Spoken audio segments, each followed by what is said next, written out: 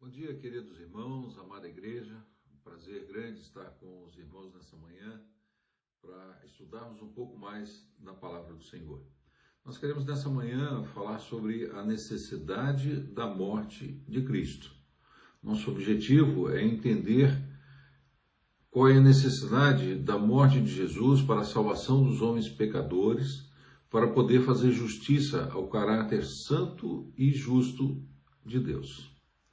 Eu gostaria de orar antes de iniciarmos. Nosso Deus querido, amado, nós te agradecemos pela oportunidade que o Senhor nos dá de estudarmos a Tua Palavra, de compreendermos a mensagem de salvação, de compreendermos a mensagem da cruz, ó Pai. Enche-nos com Teu Santo Espírito para que possamos transmitir a Tua Palavra, ó Deus. E faça isso de igual forma com os nossos irmãos e queridos que estarão ouvindo essa mensagem, para que ela seja impactante e transformadora na vida de todos quantos a ouvirem. Assim nós oramos, agradecidos em nome do nosso Senhor e Salvador Jesus Cristo. Amém. Gostaria de convidar os irmãos a abrir as suas Bíblias no livro de 1 Coríntios, capítulo 1, carta de Paulo aos Coríntios, no capítulo 1, a partir do verso 18. Diz assim: certamente a palavra da cruz é loucura para os que se perdem, mas para nós que somos salvos, poder de Deus. Pois está escrito: destruirei a sabedoria dos sábios e aniquilarei a inteligência dos instruídos. Onde está o sábio? Onde o escriba? Onde o inquiridor desse século? Porventura, não se tornou Deus louca a sabedoria do mundo? Visto como, na sabedoria de Deus, o mundo não o conheceu por sua própria sabedoria. Aprove a Deus salvar os que creem pela loucura da pregação.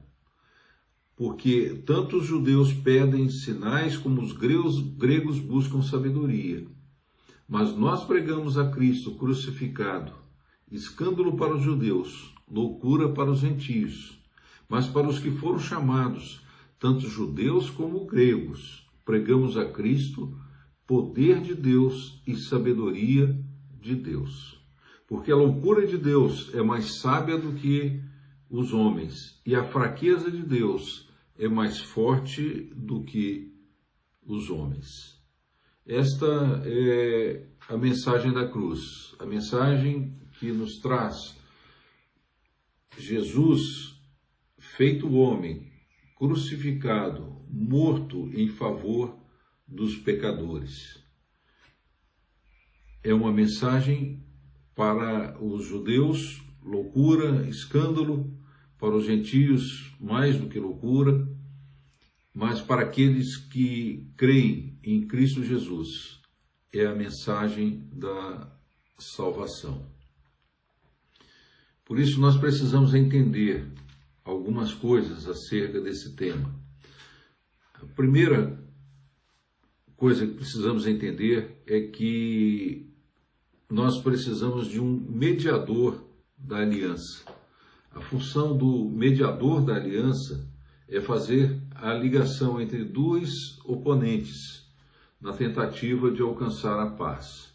Ele precisa ter acesso às duas partes e não pode favorecer nem a uma nem a outra parte. A iniciativa de apresentar um mediador é do próprio Deus. Quando Adão e Eva pecam, quem vai à procura do homem é o próprio Deus. E a palavra de Deus nos mostra qual é esse mediador. Encontramos em 1 Timóteo, capítulo 2, verso 5. Porquanto há um só Deus e um só mediador entre Deus e os homens, Cristo Jesus, o homem. Jesus, como Deus, se aproxima de Deus, tem livre acesso ao Pai. Jesus, como homem, se aproxima dos homens e tem acesso aos homens. E dessa forma, ele promove a paz entre Deus e o homem. O papel do mediador para ser exercido acontece sob a forma de 3 ofícios. O ofício de profeta, o ofício de sacerdote e o ofício de rei. Vamos ver primeiro o ofício profético de Jesus. Jesus é apresentado como o profeta de Deus. E qual era a função do profeta? A função do profeta era anunciar algo da parte de Deus para o homem. E ele fazia isso através de exortações, através de admoestações, através de promessas, mas também através do anúncio do juízo. Em Deuteronômio, capítulo 18, verso 15, nós encontramos que o Senhor teu Deus te suscitará um profeta do meio de teus irmãos, semelhante a mim, e a ele ouvirás. O próprio Deus disse que levantaria um profeta semelhante a ele. O seu próprio filho seria levantado para fazer a mediação entre Deus e os homens. E Jesus, no Evangelho de João, capítulo 6, verso 14, ao se apresentar aos seus discípulos, ele é reconhecido por eles. E os seus discípulos afirmam: esse é verdadeiramente o profeta que deveria vir ao mundo. Jesus, como profeta, tem a função básica de revelar o caráter do Pai. O Evangelho de João ainda confirma para nós, quando Jesus diz que quem vê a mim, vê o Pai. Quem vê Jesus, vê ao próprio Deus, o seu Pai. Jesus, então, executa o ofício de profeta, quando ele revela-nos, por meio da sua palavra e de seu Espírito, a vontade de Deus para a nossa salvação. Calvino diz que fora de Jesus, sem Jesus, não há nada que valha a pena conhecer. Primeiro ofício, o ofício profético de Jesus, anunciando ao Pai, espelhando o caráter do próprio Deus. Segundo ofício, o ofício real de Jesus. Quando nós pensamos no ofício real de Jesus, nós estamos nos referindo ao governo que Jesus exerce a partir da sua obra na cruz. Quero abrir Apocalipse, capítulo 5.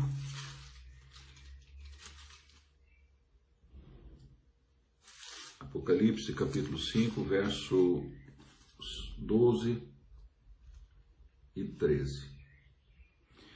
Digno é o Cordeiro que foi morto de receber o poder e riqueza, e sabedoria, e força, e honra, e glória, e louvor. Então ouvi que toda criatura que há no céu e sobre a terra, debaixo da terra e sobre o mar, e tudo o que neles há, estava dizendo: aquele que está sentado no trono e ao Cordeiro seja o louvor e a honra e a glória e o domínio pelos séculos dos séculos. Jesus, então, é anunciado aqui como o Cordeiro, mas também é anunciado aqui como aquele que está sentado no trono, aquele que é digno de receber o poder, a riqueza, a sabedoria, força, honra e glória. Lá no Evangelho de Mateus, capítulo 28, 18, Jesus afirma categoricamente: toda autoridade me foi dada no céu e na terra. Jesus é o cabeça da igreja, Jesus governa todas as coisas para o benefício da sua igreja. Seu governo é garantia de que a redenção finalmente se consumará, que toda a sua morte não foi em vão. Então, Jesus é o profeta, Jesus é o sacerdote. Desculpem, Jesus é o profeta, Jesus é o rei, e agora vamos falar um pouco sobre o ofício sacerdotal de Jesus. Qual era a função do sacerdote? A função do sacerdote era se apresentar diante de Deus e apresentar o povo diante de Deus e apresentar sacrifícios a Deus em favor dos homens. Ele se apresentava diante de Deus para interceder pelo povo. E ele oferecia então 12 sacrifícios pelos pecados dos homens, pelo pecado do povo de Israel. Como sacerdote, a função de Cristo é nos reconciliar com Deus, oferecendo então um sacrifício que desvia a ira de Deus sobre nós. Mas qual é a diferença então entre os sacerdotes do Antigo Testamento, os sacerdotes do povo judeu e o sacerdócio de Cristo? A diferença é que Jesus é ao mesmo tempo sacerdote, mas ele próprio também se oferece como sacrifício, e esse sacrifício foi aceito uma única vez. O livro de Hebreus nos dá claramente essa percepção do sacerdócio de Jesus. E eu gostaria apenas de ler um versículo, do livro de Hebreus. Hebreus capítulo 7, versículo 27. Com efeito, nos convinha um sumo sacerdote como este, santo, inculpável, sem mácula, separado dos pecadores e feito mais alto do que os céus, que não tem necessidade, como sumos sacerdotes, de oferecer todos os dias sacrifícios, primeiro por seus próprios pecados, depois pelos do povo, porque fez isso uma vez por todas, quando a si mesmo se ofereceu. Porque a lei constitui sumos sacerdotes a homens sujeitos à fraqueza, mas a palavra do juramento, que foi posterior à lei, constitui o Filho perfeito para sempre. Então, nós temos aqui um resumo dos 3 ofícios de Jesus. O primeiro ofício, como profeta, representando Deus para os homens.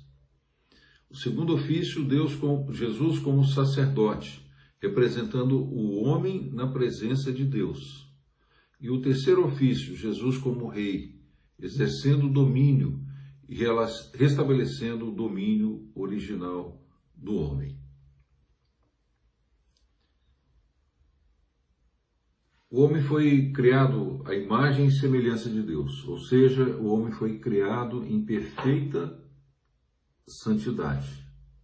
Só que o homem recebeu a ordem divina de Deus de não comer do fruto da árvore do conhecimento do bem e do mal, pois no dia em que ele morresse, ele morreria.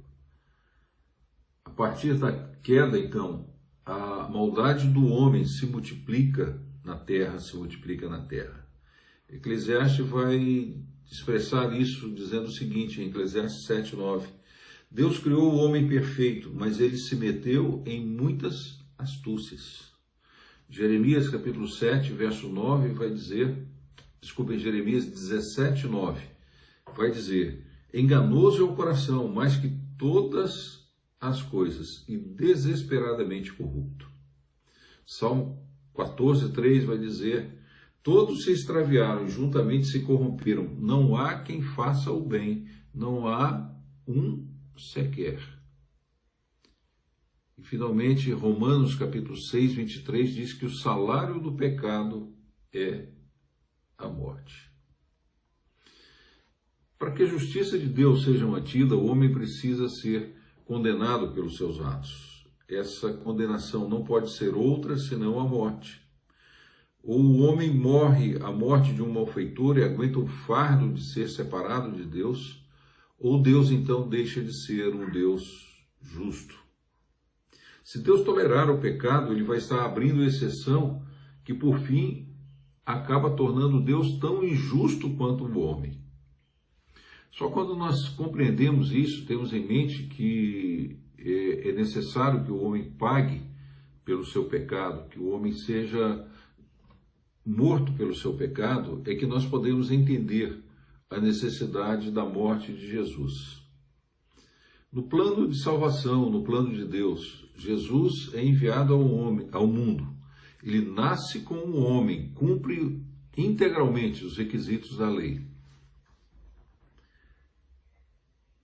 E se oferece então como substituto para receber a condenação do homem. Jesus, cumprindo os requisitos da lei, se oferecendo como substituto então para receber a condenação do homem. Ele quebra então esse empecilho, essa parede, esse obstáculo que nos impedia de receber o dom que Deus queria nos dar, desejava nos dar. Jesus, então, como mediador, como o sacerdote que se oferece como sacrifício, ele sofre a morte do transgressor que a lei, então, exigia e exige. Deus, então, dessa forma, não quebra a sua justiça, mas ele cumpre a sua justiça em amor. É o que nós vemos no texto muito conhecido, o texto base da nossa fé, João 3,16, porque Deus amou o mundo de tal maneira que deu seu Filho unigênito, para que todo aquele que nele crê não pereça, mas tenha a vida eterna. Jesus foi enviado para ser o Redentor, o Salvador. E alguns se perguntam, Jesus fez isso de forma inconsciente? Naturalmente não. Nós lemos em todos os evangelhos a história de Jesus, a sua missão, e nós vemos claramente que Jesus era plenamente consciente da sua missão e da necessidade que ele tinha de obedecer ao seu Pai. Vamos ler alguns versículos do Evangelho de Mateus. Mateus, capítulo 16, verso 21.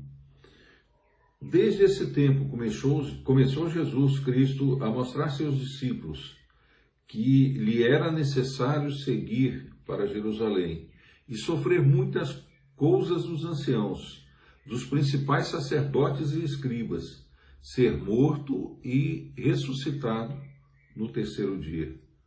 O texto diz claramente aqui que era necessário que Jesus sofresse tudo aquilo que ele iria passar até chegar à sua morte na cruz.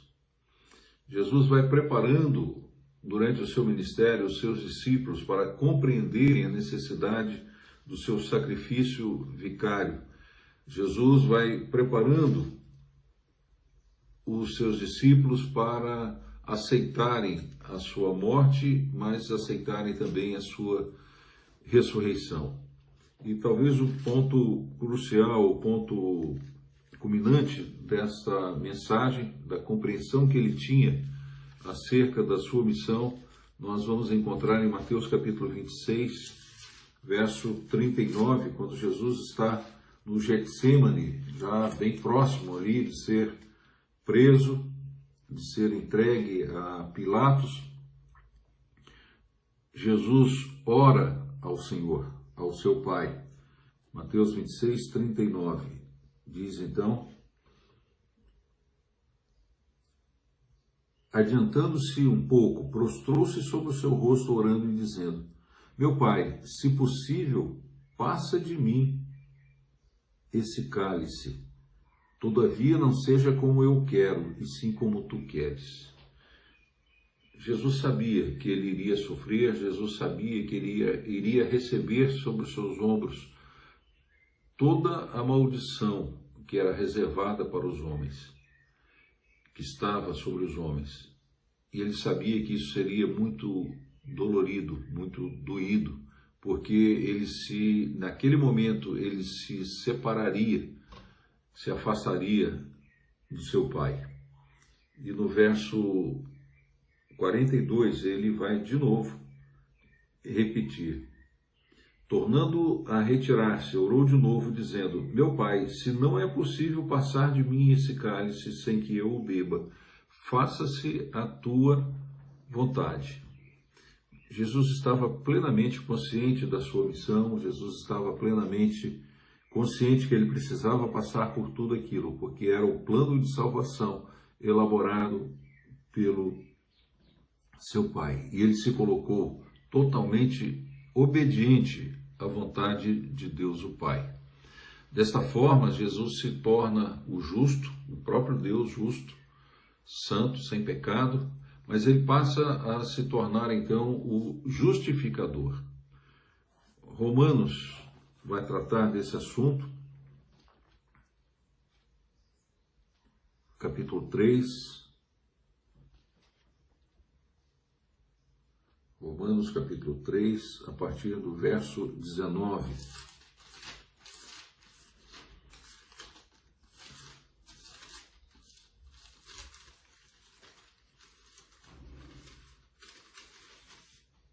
Ora, sabemos que tudo o que a lei diz aos que vivem na lei, o diz para que se cale toda a boca, e todo o mundo seja culpável perante Deus, visto que ninguém será justificado diante dele por obras da lei, em razão de que pela lei vem o pleno conhecimento do pecado. Mas agora sem lei se manifestou a justiça de Deus, testemunhada pela lei e pelos profetas.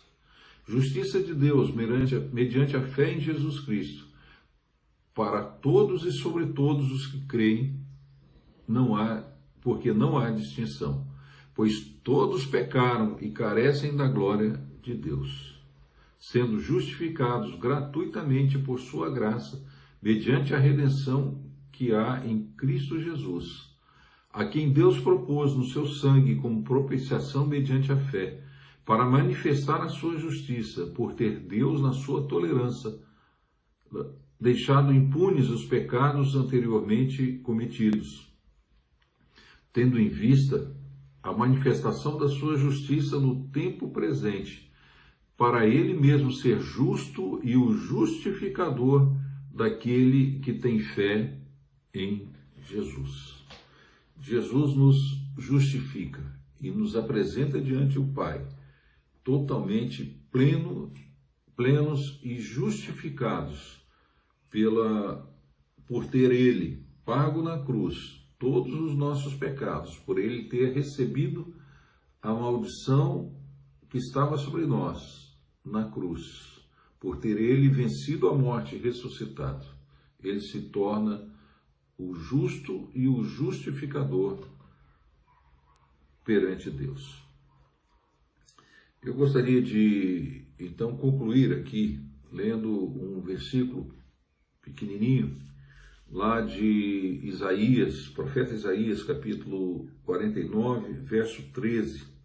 Esse texto em que Deus usa o profeta Isaías para anunciar a restauração do povo de Israel, da nação de Israel. Isaías diz no capítulo 49, verso 13: eis que nas palmas das minhas mãos te gravei. Outras versões vão dizer assim: vejam, escrevi o seu nome nas palmas das minhas mãos. Spurgeon, grande pregador, faz uma maravilhosa conexão entre essa promessa do Senhor ao seu povo, os israelitas, e o Filho de Deus, o próprio Jesus, o Cristo, ao morrer na cruz por nós. Spurgeon questiona: o que são essas chagas nas suas mãos?